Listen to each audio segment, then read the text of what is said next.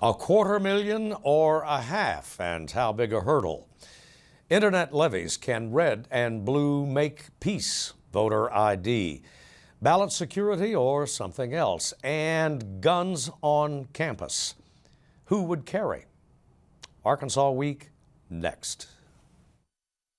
Arkansas Week is made possible in part by the Arkansas Times, keeping you informed by covering people, events, and politics in Arkansas. By FM 89, KUAR in Little Rock, with in-depth news reporting, analysis, and discussion each weekday.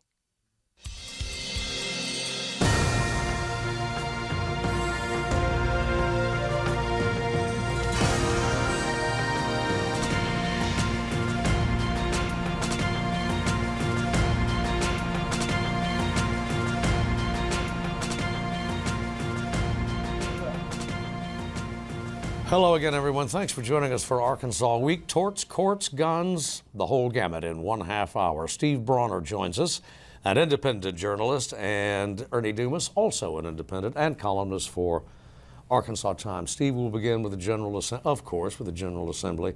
Still pending is tort reform. And we had a twist in the last 48 hours. 24, really. Well, the legislature is going to refer at least 2 amendments, one from the House and one from the Senate. The Senate's version is tort reform, and what it would do, it would put limits on punitive and non-economic damages, limit attorneys' fees to 33% of the judgment, and also it would impose some rules by the legislature on the Supreme Court on a lot of its rules. And as it stood, those rules were going to be pretty significant. It was basically going to the legislature was going to basically set all the rules for pleadings, procedures for the courts. And then after it got through the Senate, yesterday it appeared before the House, and I kind of went in there expecting it to be just sort of rubber stamped and be done after of course, the required, shouting from both sides. Not too bad, but, at least there been some kind of discussion. But instead, it was amended. Several things. Basically, the court will set its own rules, with the legislature having the ability to amend them or make their own rules with a 3/5 majority. And then also the damages were increased on both punitive and non-economic from $250,000 to $500,000.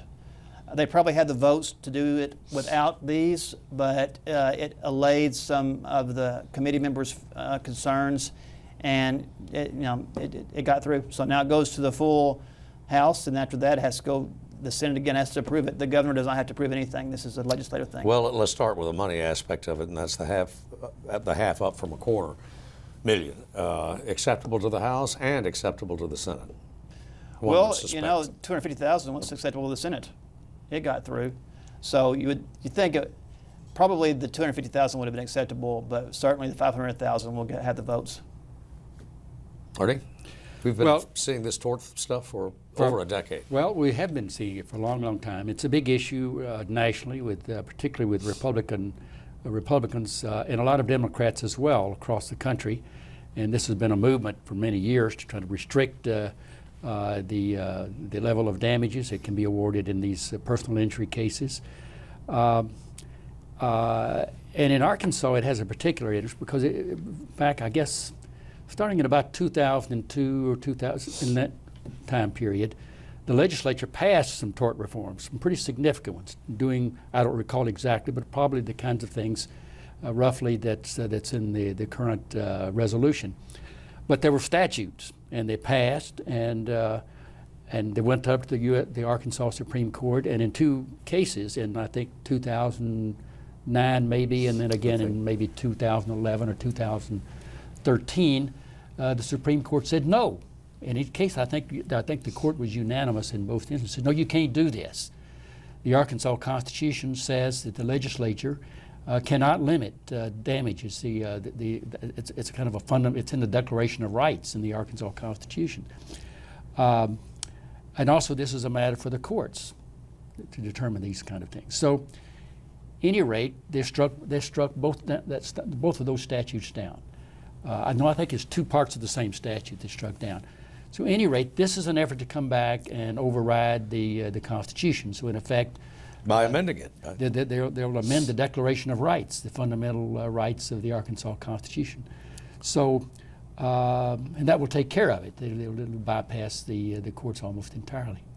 So, and I think that's it'll be a real battle. I think the last few years, the people have almost unanimously, not unanimously, but almost uniformly have adopted these constitutional amendments when they were referred by the legislature.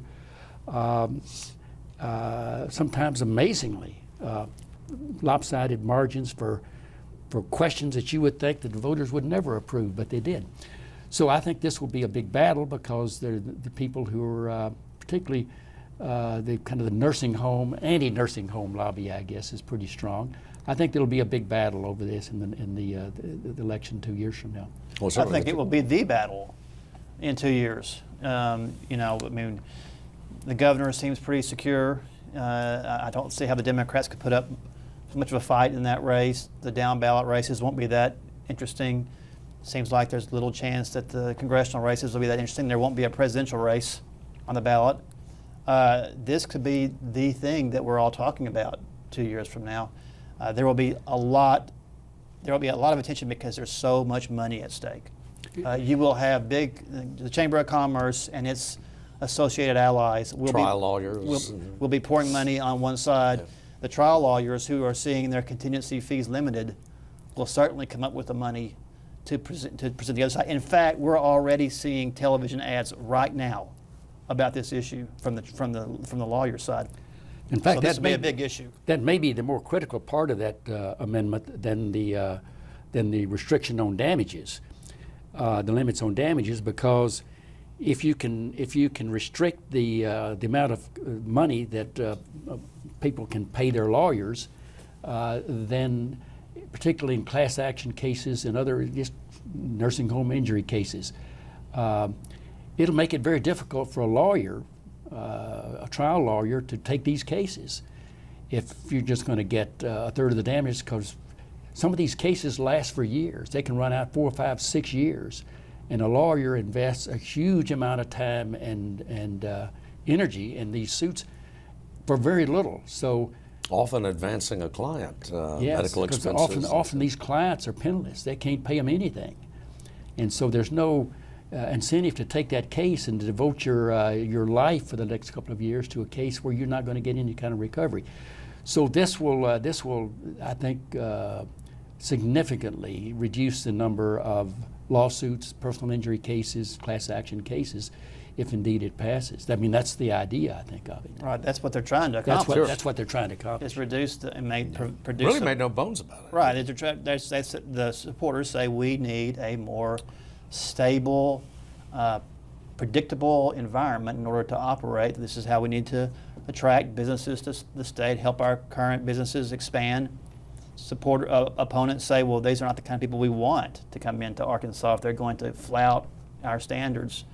You know, one that's been kind of interesting, you have seen Republicans are not uniformly behind this. They are mostly behind it, but not uniformly. There is an argument of this is a reduction of a right to a jury trial. There's a feeling of a lack of that those 12 people are the final arbiter of truth instead of having rules by the legislature. So, again, it will be a heck of a fight. Well, among other things, what really got the chief's attention, Ernie, was the amendment's encroachment, I guess it would be viewed, on the court's prerogatives, judiciary's prerogatives. Right. This abrades the separation of powers in both the U.S. Constitution and the Arkansas Constitution. The legislature is not supposed to encroach on the executive powers or the judicial, and vice versa. And the judicial is not supposed to encroach on the legislative domain. But in this instance, the legislature is going to go over and, in the original version of it, just kind of assume the Supreme Court, the judiciary's authority to set its own rules. It'd be kind of like the Supreme Court saying, well, we're going to adopt some rules. Here's how the legislature is going to operate.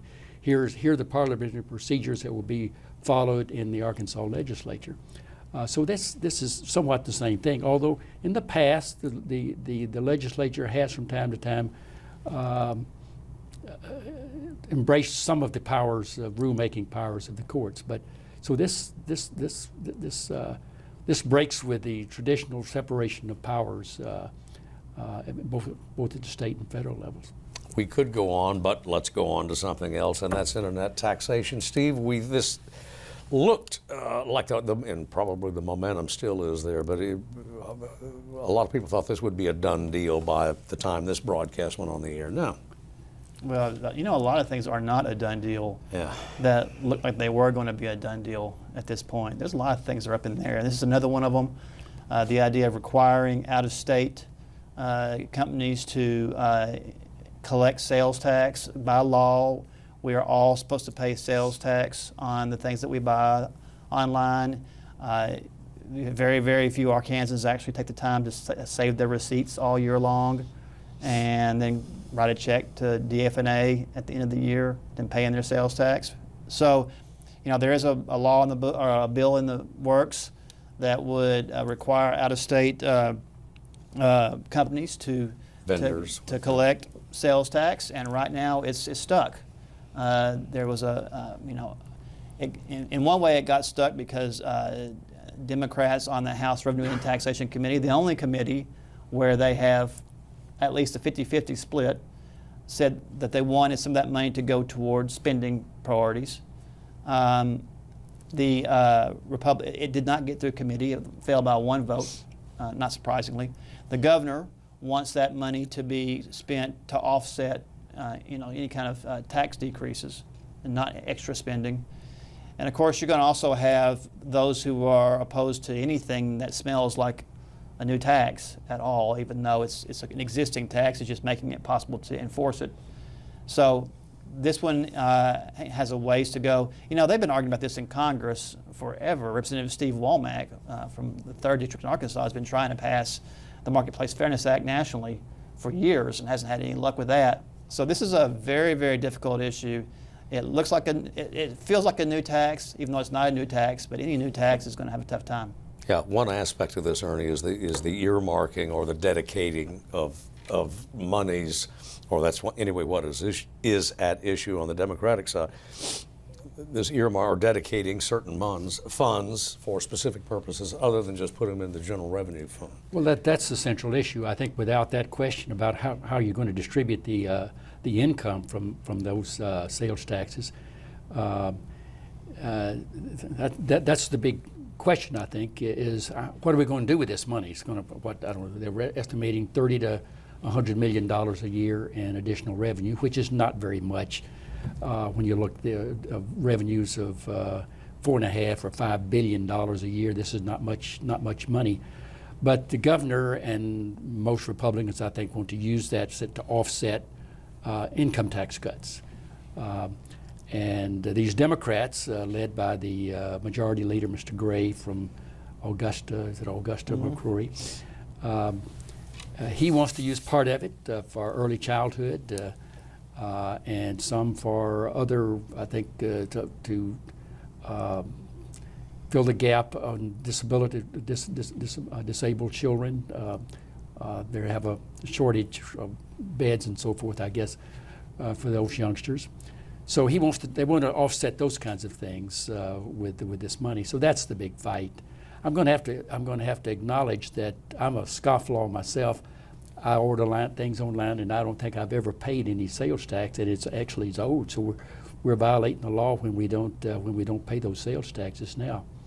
But there are other groups like the Club for Growth, the Americans for Prosperity, that lobby the legislature pretty heavily. Said no, this is a tax increase, and you're committed. A lot of these legislators signed these pledges that they will vote against any kind of tax increase, and so Americans for Prosperity says no, you can't vote for this because this is a new tax. We'll primary you. Voter ID, the other amendment. It's sailing through at this point. Yeah. The legislature very happily passed a statute that would require Arkansans to present a photo ID when they vote or when they vote absentee. There are some exceptions. You can vote provisionally if you don't have it with you, or you can actually sign a sworn statement saying that you are who you are under penalty of perjury, and that's basically gotten through. It's not quite, but it's definitely on its way. But there's a concern that the statute won't be enough, that it won't pass constitutional muster, just like another statute did not pass constitutional muster a few years ago. So an amendment is on its way. It's already gotten completely through the House. It seems likely to get through the Senate too, and it has many of the same requirements. You must present a photo when you vote. It does allow you to vote provisionally, although it does not include the sworn statement part, but it does let the legislature make rules.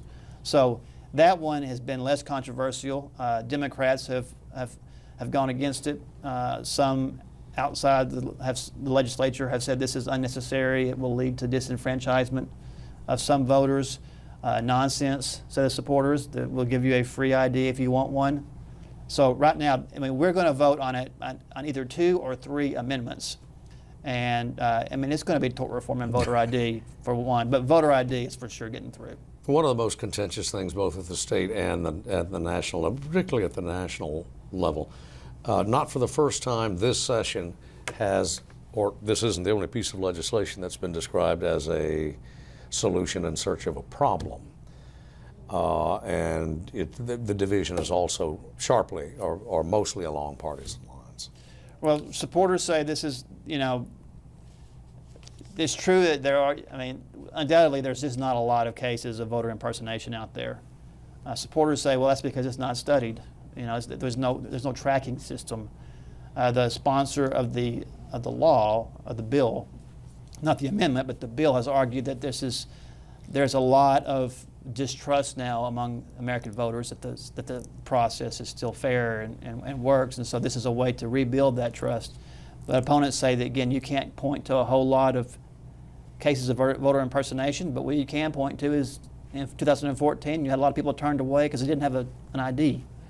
So that's where we are right now. It is controversial. There is politics involved. There's also sincere beliefs involved, but at the end of the day, it's going to voters. Practical impact, Ernie, would seem to be minimal. I mean, in terms of votes denied. Well, it's hard to say. Principle aside. But. Yeah, it's hard to say. But, this is, they can point to places like Wisconsin, where they had a voter ID law, and the turnout of African American voters in the last election was dramatically smaller.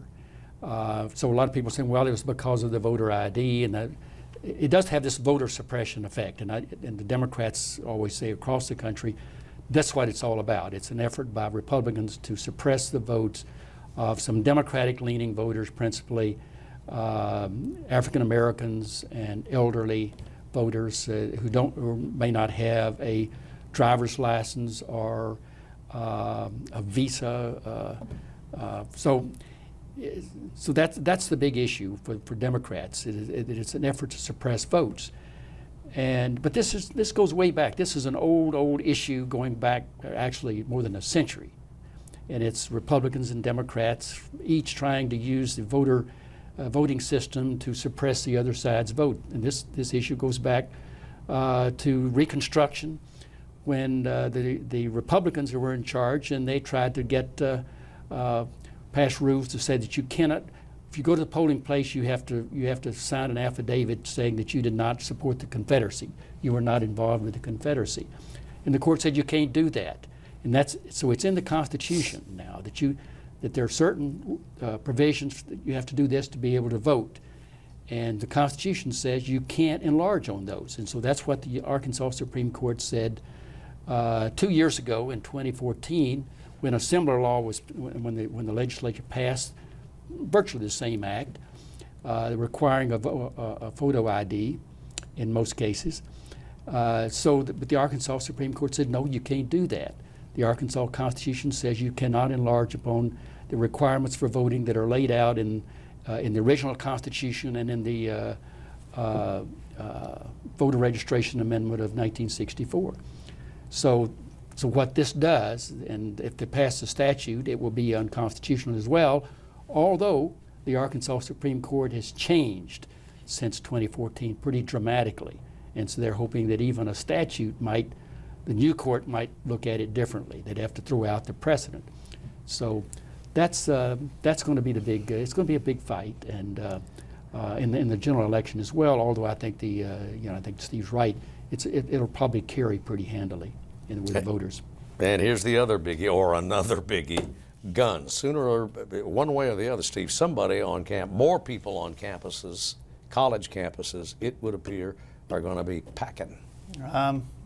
Soon. I don't know. This one has gone back and forth so many times. I can't predict what's going to happen on this one. It appeared that a measure was on its way that was going to allow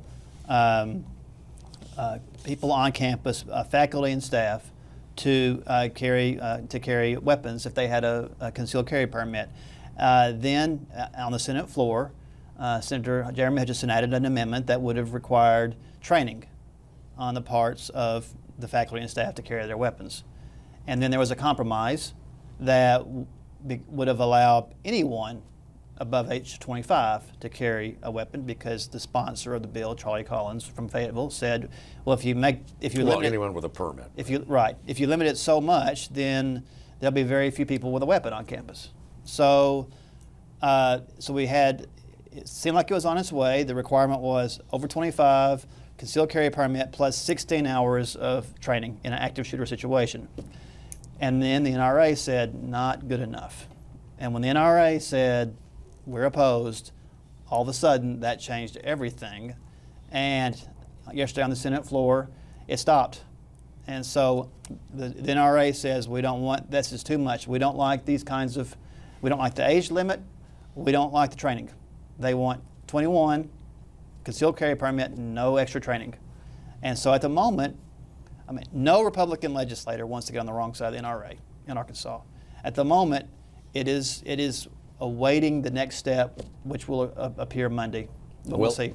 A future step, Ernie, could be a collision again with the Arkansas Constitution. Possible? Yes, I think so.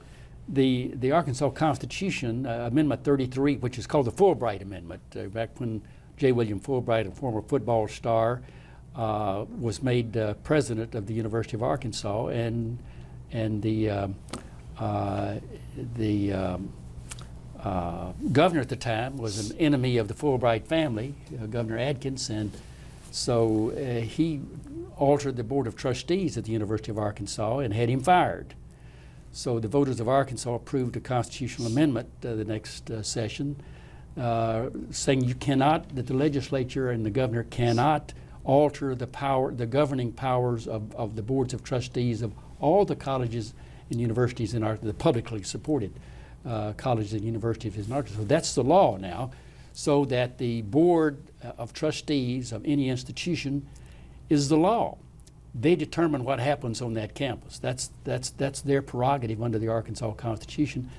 This would appear to be take away that prerogative of the boards of trustees, and I think that it's unconstitutional under Amendment 33. So I think we'll have, if this passes, I think there'll be a lawsuit. I'm almost certain that there'll be a lawsuit on that. The colleges and universities will quietly, not publicly, support such a lawsuit, because all of the colleges and universities overwhelmingly oppose this kind of, they don't want guns on the campus. So I think the legislature 2 years ago, did they not, Steve, authorized each institution to do it. But in every case, every single institution voted no, we're not going to do it. We're not going to allow guns on campus. So anyway, I think that if it passes, and I think it probably will in some form, then I think there will be a showdown again in the courts. No, but nobody, Democrat or Republican, particularly in Arkansas, wants, as you mentioned, the NRA showing up on an opponent's flyer or whatever like that. Are we going to have some kind of campus carrying? Can something emerge? Well, I think I said on this show last year that Ted Cruz would win Arkansas in the Republican primary. So my desire to make ironclad predictions on air is very low. It seems like eventually you would have something get through, but at this point there is such, if everybody's digging in their heels, it gets harder. Now you would think that something would get through, but who knows at this point? And very quickly, got about a minute remaining. One of our two senators, Mr. Cotton, came home and had a big in-person town hall meeting in Northwest Arkansas. Took his share of guff, but it was overall it was a civil thing. The other five members anyway, have not. Has the political temperature changed much in the state? Well, I think that you've got, the Democratic minority is fired up, and they will probably, attempt to do what the Tea Party did to the Republican Party a few years ago, which is move the party, stand up and speak up very loudly and move the party in the direction they want it to go. Yeah, well, I guess that's what I'm asking. There's sound and fury, but signifies how much or what, Ernie? Well, I mean, it almost mirrors 2010, which was right after the Affordable Care Act, a.k.a. Obamacare. When it passed, you had these town hall meetings, and I remember attending a couple of them in Little Rock with Vic Snyder, and huge turnout, the Tea Party, and there was a raging assembly. People screaming about losing their Medicare under Obamacare. I mean, and so you're seeing a little bit of the same thing, except it's the reverse this time. And so I think the Republicans are facing the same dilemma that Democrats faced in 2010, and a lot of Democrats got beat over that issue as a result of that. So I think we're going to see some of the same things this time. Again, over health care. That's the big issue, I think, not altogether, but there'll be a lot of other issues as well. Got to cut it there because we're out of time. Guys, thanks to you for coming in. As always, thanks to you for watching, and we will see you next week.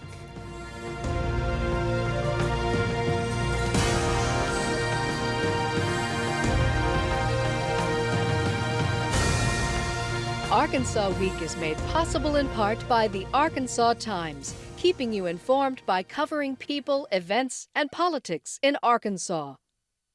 By FM 89, KUAR in Little Rock, with in-depth news reporting, analysis, and discussion each weekday.